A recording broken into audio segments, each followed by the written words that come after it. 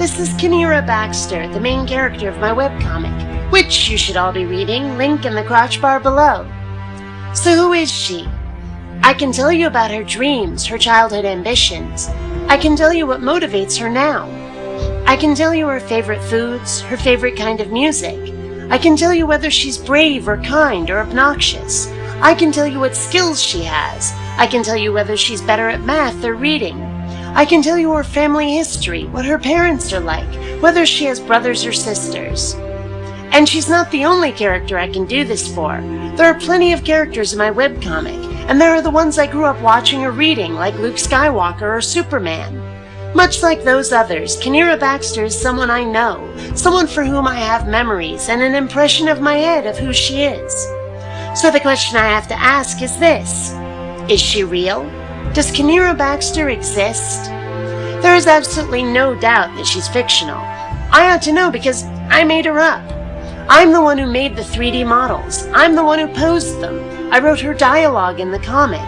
And she's there. I can see her. In some sense, she definitely does exist.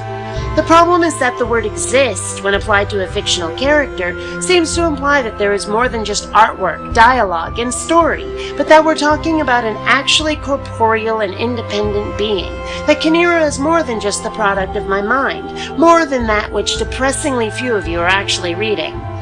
To say that Kinneara Baxter exists implies that there is a human to whom that name corresponds, a person who doesn't need me or anybody else to tell her story because she writes it every day just by living her life, like the rest of us do. Which isn't the case, of course. Without me, Kinneara Baxter is nothing.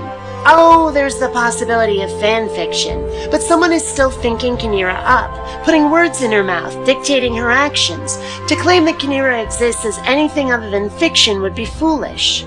So again, I have to ask what it means to exist. And I have to ask if the only evidence we have for the existence of a person is books about them, or what fans of those books say about them.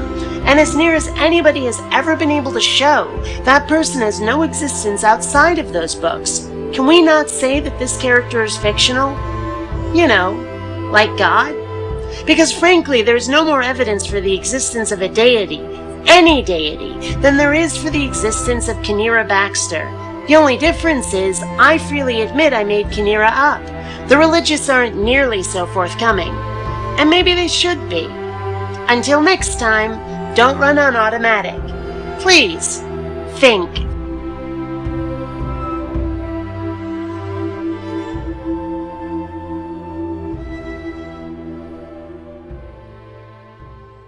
Please take the time to rate this video. And hey, if you dig what I do, subscribe. You might also enjoy my webcomic, The Adventures of Kinneara Baxter. You'll find a link in the info bar.